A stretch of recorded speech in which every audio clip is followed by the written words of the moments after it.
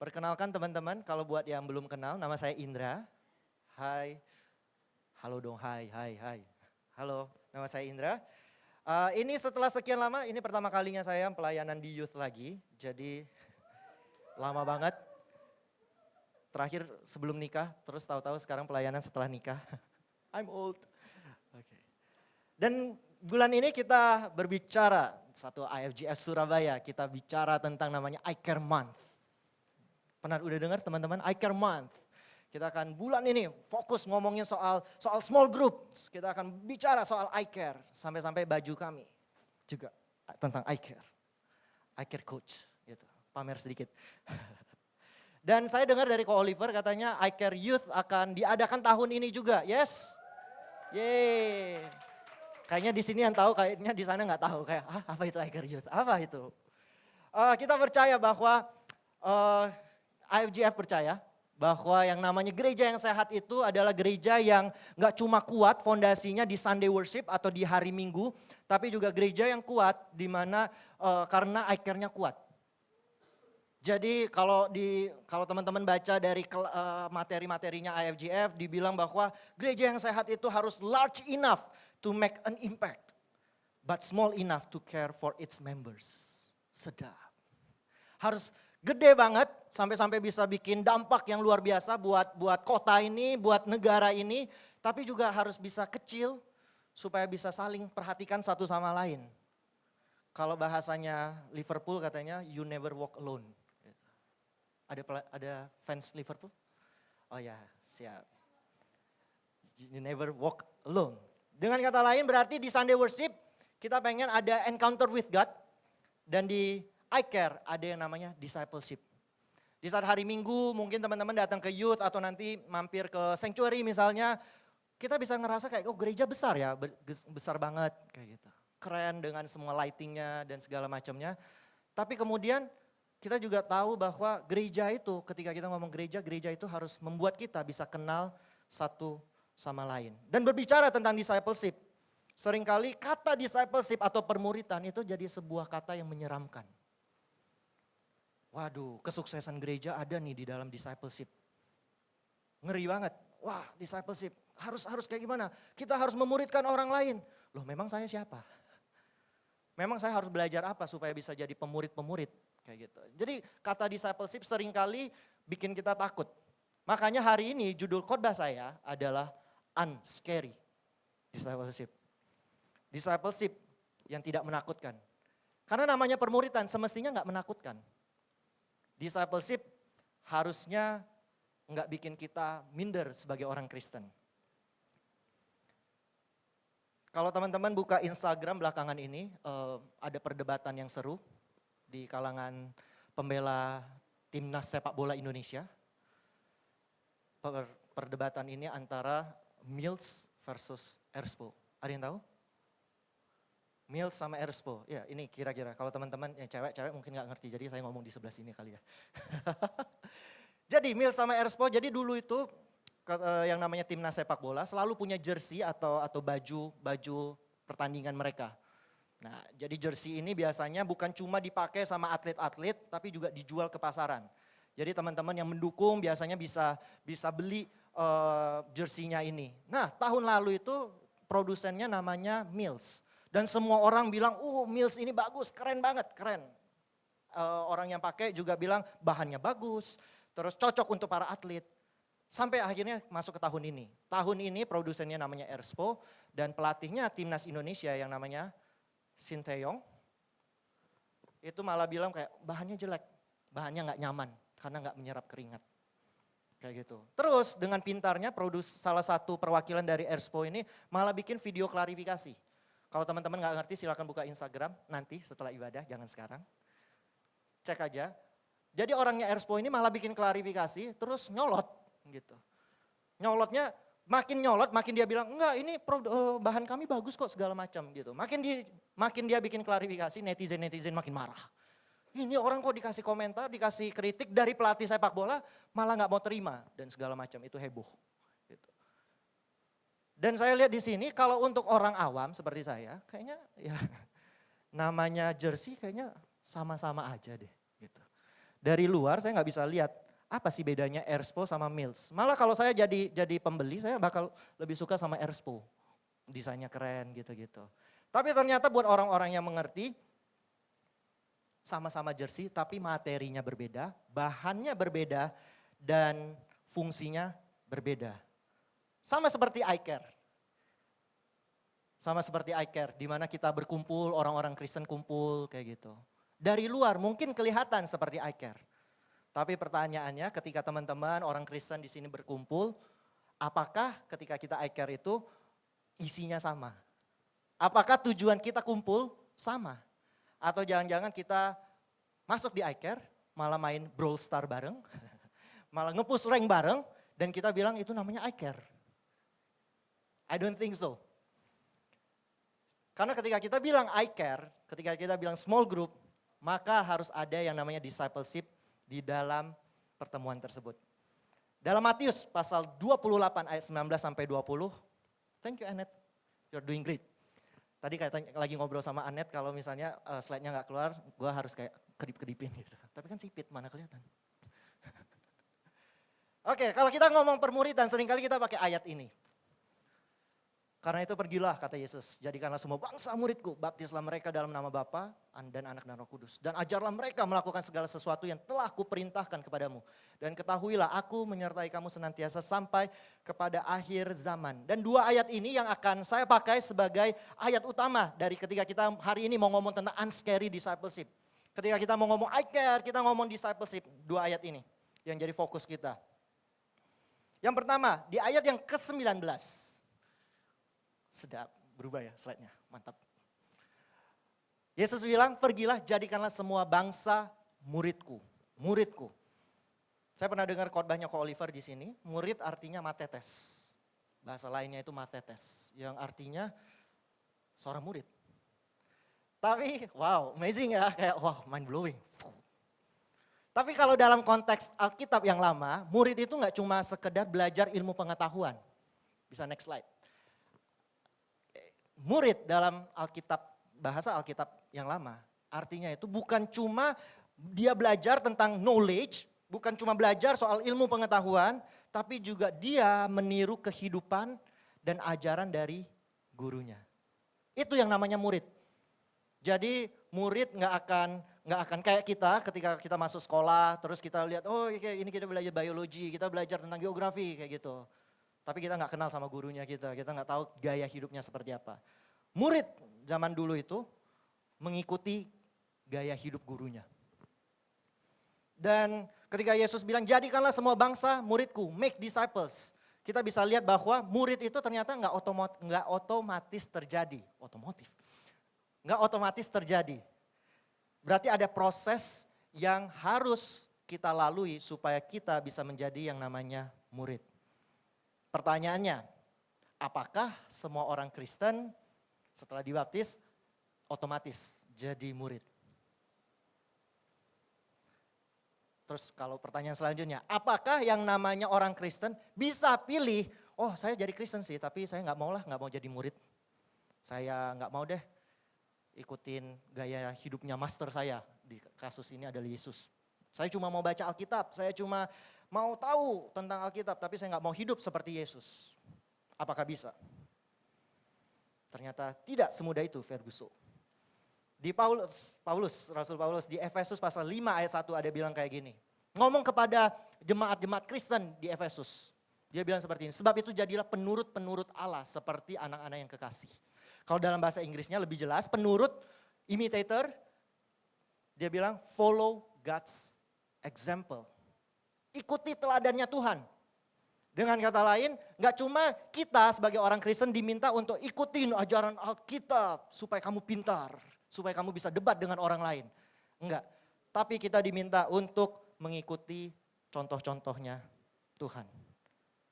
Imitate, kalau tadi kita bilang tadi ya, di disciple, seorang disciple itu imitate, meniru life dan teachingnya para guru. Ternyata panggilan kita sebagai orang Kristen kalau kata Paulus sama aja seperti seorang murid. Seharusnya seorang Kristen kita juga belajar menjadi murid-muridnya Yesus. Ternyata yang namanya permuritan Discipleship nggak bisa lepas daripada kita. Here's my point. Discipleship means imitating Jesus' life, example, and teachings. Sesimpel itu. Sesimpel ini. Jadi bukan discipleship means punya follower 10K gitu. Ya mau juga sih, tapi no, that's not the point. Ketika kita bilang discipleship, artinya kita meniru, meneladani gaya hidup Yesus dan ajarannya. Gak perlu jadi sempurna dulu, gak perlu punya status dalam gereja, gak perlu jadi ICL dulu, gak perlu kayak saya jadi ICC dulu. Sombong sekali lagi, maafkan saya Tuhan, nanti pulang tobat. Gak perlu semua title itu, gak perlu semua pengalaman. Gak perlu. Karena discipleship itu yang penting kita mau meniru gaya hidup Yesus dan ajaran-ajarannya. Kalau teman-teman di sini ada yang ngerasa kayak, saya takut Tuhan jadi muridnya Tuhan. Karena saya ini kalau lihat-lihat jauh hidupnya daripada Yesus. Saya nggak ngerti Alkitab. Kalau ke Oliver dan yang lain di sini yang preaching, tahu nih kayaknya Alkitab dari perjanjian lama, perjanjian baru. Saya perjanjian lama baca nggak selesai. Saya takut nggak bisa. Kalau teman-teman ngerasa, teman-teman nggak ngerti Yesus dan nggak ngerti ajaran Yesus, bagus. Sama kayak saya. Makanya saya ikut proses permuritan. Saya ikut yang namanya discipleship supaya saya bisa belajar mengikuti kata Yesus. Supaya saya bisa meneladani kata Yesus. That's discipleship. Nggak muluk-muluk dan nggak semenakutkan itu. Kemudian kita lanjut ke verse 20, ayat yang ke-20. Bukan cuma menjadi murid, tapi Tuhan Yesus juga bilang, ajarlah mereka melakukan segala sesuatu yang telah kuperintahkan kepadamu. Dan ketahuilah aku menyertai kamu senantiasa sampai kepada akhir zaman. Ajarlah mereka segala sesuatu. Pertanyaan saya mungkin sedikit jelas, tapi di sini ada yang masih sekolah. Students, angkat tangan dong. Oke, students, oke.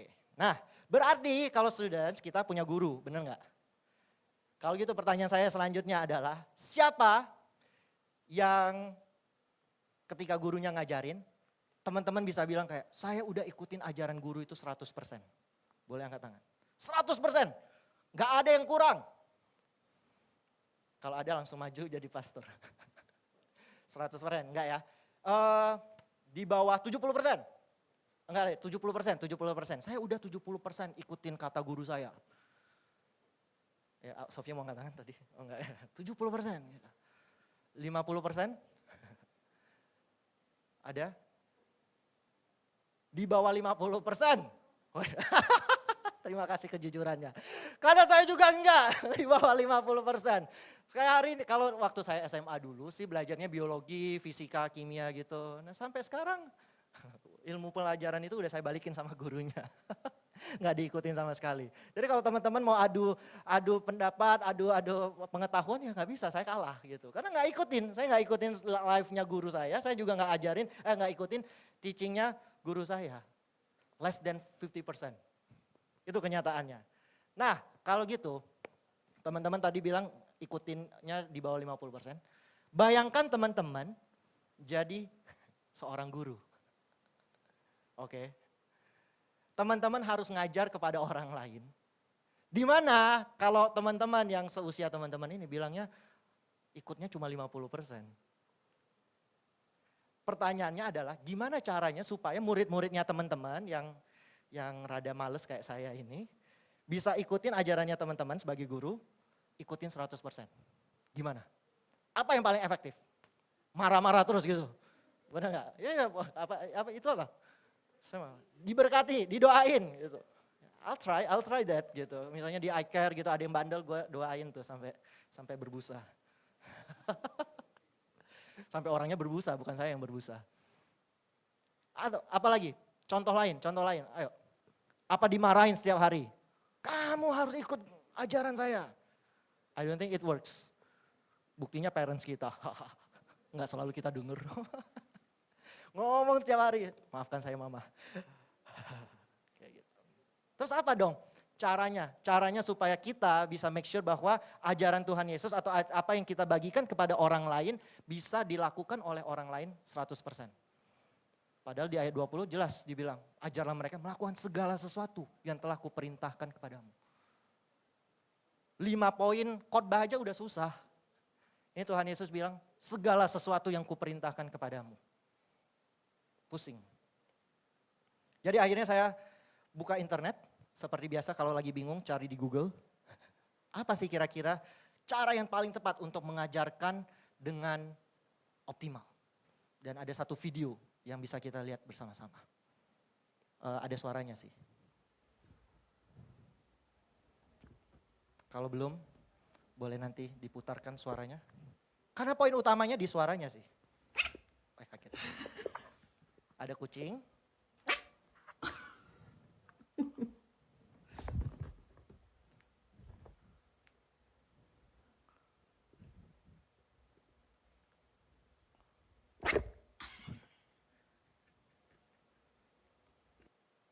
Oke, jadi kalau teman-teman punya kucing atau pelihara anjing gitu, teman-teman akan tahu bedanya suara kucing dengan suara anjing. Kalau kucing biasanya ngeong, miau gitu kan. Tapi kalau anjing, hau, hau, bener gak? Kok ketawa sih, salah ya?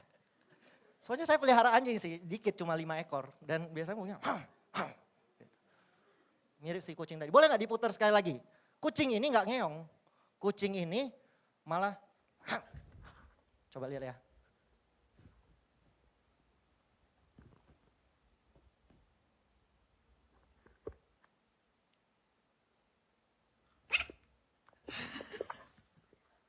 Mana ngeongnya?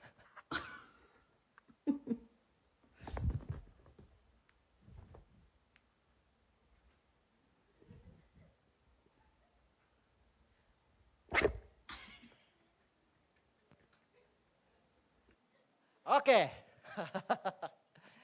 Jadi kalau ngomong kita lihat konteks discipleship yang ngajarin, ini proses discipleship yang berhasil nih. Si kucing ini sukses tidak menjadi kucing. Kucing ini dengan sangat sukses jadi seekor anjing. Gitu. Kira-kira apa menurut teman-teman? Gimana caranya supaya si kucing ini bisa gonggong seperti anjing? Diajarin. Saya nanya. Ada sih rahasianya. Apa? Harus dilesin. Didoain sampai dia berubah dari kucing, kamu itu anjing gitu. Any idea? Yes. Meniru. Wow, that's good. Oke, sudah selesai. Ya. Jadi setelah, thank you, good job. Karena ketika saya cari di Google, ternyata di sini ada captionnya yang saya nggak tampilkan. Kucing ini dari kecil dibesarkan sama anjing-anjing. Dengan kata lain, kerjaannya dia cuma meniru lingkungannya. Meniru lingkungannya. Kalau relevansinya sama kita berarti kalau kita mau jadi mirip sama Tuhan Yesus, kita mau bisa belajar untuk melakukan perintah-perintah Tuhan, maka kita harus kelilingi diri kita dengan orang-orang yang punya visi yang sama, yaitu untuk belajar dari Tuhan Yesus dan menjadi sama seperti Tuhan Yesus. Sama si kucing ini. Dari kecil bareng sama anjing, udah gede jadi kayak gini. Dan bayangkan kalau kita kelilingi diri kita dengan orang-orang yang mau jadi kayak Tuhan Yesus. Kalau kata orang bijak di internet, nggak ada namanya. You become like the people you surround yourself with. Kita akan menjadi orang-orang yang sama seperti di sekelilingnya kita. Ketika kita kelilingi diri kita dengan orang-orang yang visinya jelek, hidupnya asal-asalan, lambat laun kita juga akan menjadi seperti itu. Tapi sebaliknya, ketika kita kelilingi diri kita dengan orang-orang yang tepat di dalam Tuhan, kita juga akan menjadi orang-orang yang seperti itu. Dan ini yang perlu kita miliki, terutama dalam konteks I care atau small group. Ternyata supaya kita bisa imitate gaya hidupnya Yesus, gaya hidup yang benar, kita perlu ada sebuah koneksi. Kita perlu ada lingkaran yang membantu kita untuk kita bisa tiru semuanya itu. Karena ternyata discipleship itu bukan cuma hari Minggu aja terjadinya, but discipleship is a lifestyle. Discipleship is a lifestyle. Discipleship, permuritan, mau jadi kayak Yesus gak bisa cuma dilakukan ketika kita lagi mood aja. Gak bisa cuma terjadi ketika kita datang ke youth aja hari Minggu. Nggak bisa. Karena prosesnya itu setiap hari. Perlu jadi gaya hidup. Itu sebabnya ketika kita bilang tentang hidup, yang saya percayai dan kami lakukan di dalam iCare-nya kami, iCare Suku Manunggal, iCare SML. Berharap ada yang tepuk tangan sih iCare SML gitu. Dan ini yang kami lakukan. Biasa kan sombong ya. Jadi kami nggak cuma iCare aja, kami nggak cuma maksudnya bahas Alkitab setiap hari kayak gitu, enggak. Tapi we do life together. Sampai-sampai kami jalan-jalan ke BNS bareng. Terus next, dan kami hobi cosplay. Suka bikin kostum nggak jelas. Pakai ini, ya seperti ini. Telat untuk malu, duduk di depan lagi. Ada Sofia. Ini hobinya kami.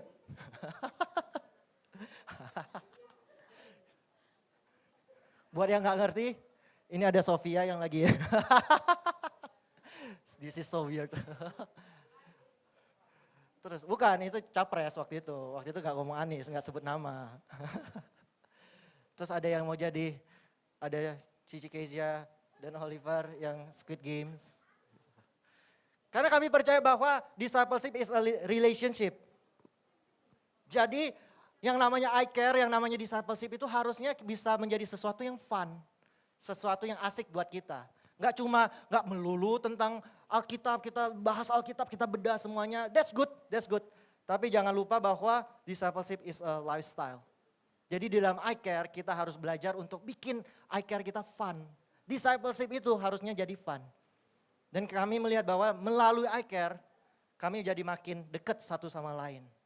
Nggak cuma itu, kami juga belajar untuk mengingatkan diri kami supaya makin dekat sama Tuhan. And this is my main point today. Discipleship, yang namanya discipleship itu bukan discipleship sampai proses permuritan itu membawa kita semakin dekat sama Tuhan dan juga membawa kita semakin dekat satu sama lain. That's why we need iCare. Sederhana, nggak muluk-muluk. Jadi kalau teman-teman tanya, apa sih tujuan dari permuritan? Tujuan dari permuritan membuat kita semakin dekat sama Tuhan Yesus dan membuat kita semakin dekat satu sama lain. Jadi kalau ada satu faktor yang kurang dari sini, I don't think it's discipleship. Ketika kita bilang, oh ya saya ikut proses ini cuma dekat sama Tuhan tapi nggak dekat sama sesama. That's not discipleship. Kalau kita kumpul, terus kita bilang, iya gitu, saya dekat sih satu sama lain jadi makin jago push rank. Jadi jago naik sepeda, jago ini dan itu. Tapi gak dekat sama Tuhan. That's not discipleship. Ini yang membedakan kita dari pertemuan-pertemuan lainnya, proses-proses lainnya. Yaitu discipleship essence. So mungkin pertanyaan selanjutnya, jadi apa yang bisa saya harapkan dari yang namanya iCare? Ini akan cepat aja. Kalau teman-teman nanti mau foto silakan. Tapi kalau teman-teman nanya apa sih yang bisa teman-teman harapkan atau jadi sebuah indikator dari sebuah iCare yang sehat. Yang pertama adanya vision, adanya visi. Bahwa tujuan kita berkumpul bukan cuma main game bareng, bukan cuma ngegosip bareng, karena it happens gitu, pasti ada gosipnya. Bukan cuma nonton K-pop, drakor bareng, gak cuma dengerin K-pop bareng. Gak cuma nonton exchange bareng atau single inferno bareng kayak iCare kami. Jangan kasih tahu. Tapi visinya adalah untuk semakin serupa dengan gambaran Kristus. Yang kedua, selain ada vision, ada juga yang namanya vulnerability. Di mana teman-teman bisa datang ke iCare just as who you are. Teman-teman bisa datang dengan berbagai macam background, teman-teman punya hobi yang berbeda-beda, punya profil yang berbeda-beda. Tapi teman-teman bisa datang ke iCare jadi diri sendiri apa adanya. Tapi teman-teman iCare, teman-teman pastinya gak cuma membiarkan teman-teman seperti itu aja. Karena ada proses pertumbuhan. Nomor 1, supaya kita semakin serupa dengan gambaran Tuhan. Nomor 3, ada namanya accountability. Susah bahasa Indonesianya. Apa ya? Accountability. Akuntabilitas. Sedap ya? Yang artinya bahwa teman-teman punya brother or sister keeper yang bisa teman-teman ceritakan kepada mereka tentang perkembangan hidupnya teman-teman. Dan teman-teman ceritakan kepada mereka dan mereka juga punya hak untuk negur teman-teman. Ibaratnya sekarang Instagram ada yang namanya flip side. Tahu. Ada orang-orang yang teman-teman add di dalam flip side itu, it's okay. Ketika saya nggak masuk di flip side-nya teman-teman nggak apa-apa, it's okay, it's fine. Tapi bayangkan ketika teman-teman yang di dalam flip side itu, di circle-nya teman-teman, itu menegur kalian. One of them tiba-tiba bilang, hey you know what, hidup kamu kayaknya mulai gak beres. Yang namanya accountability, berarti teman-teman mau ngaku, oh really? Boleh gak kita ngobrol soal ini? Thank you for caring for me. Dan kita mau dengar perkataannya mereka. Gak cuma, oh dia sebel sama saya, unfriend. Remove dari flip side gitu. That's not accountability. Terus nomor 4. Ada yang namanya komitmen. Ada namanya komitmen.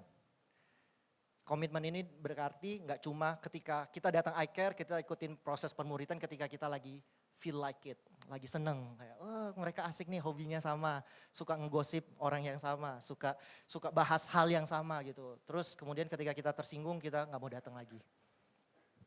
Komitmen di sini berarti kita datang ke iCare, kita ikutin proses pemuritannya apapun yang terjadi. Kalau teman-teman misalnya memang bilang nggak cocok banget, mau pindah, silakan pindah, nggak masalah dari sebuah iCare. Tapi make sure setelah pindah, teman-teman tetap punya yang namanya komitmen. Dan setelah ada komitmen itu baru kita bisa merasakan fungsi sebenarnya dari sebuah iCare. Karena di iCare suasana itu nggak selalu indah.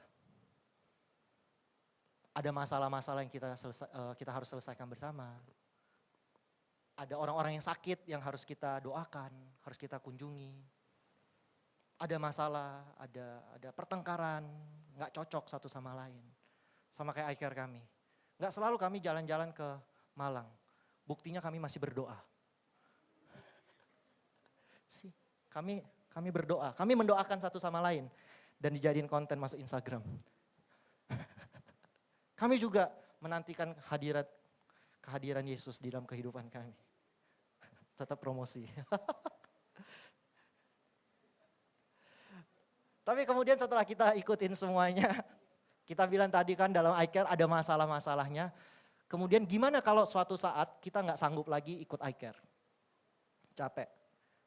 Kita bilang kita mau menerima satu sama lain, tapi kemudian kita bilang oke orang ini dengan sengaja ngejek saya di depan umum.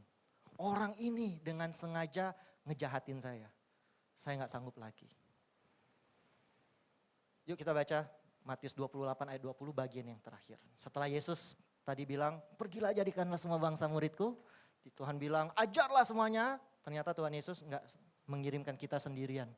Tuhan Yesus nggak nyuruh-nyuruh aja.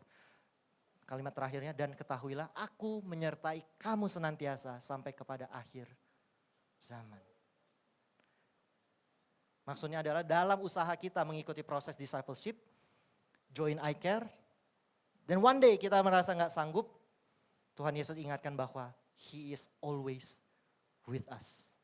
Aku menyertai kamu senantiasa sampai kepada akhir zaman. Dan this is my last point, nomor 5, iCare yang sehat harus punya God dependence. Yang namanya iCare mesti bergantung sama Tuhan. Kalau kita datang, gak mengandalkan Tuhan, lambat laun iCare itu akan bubar.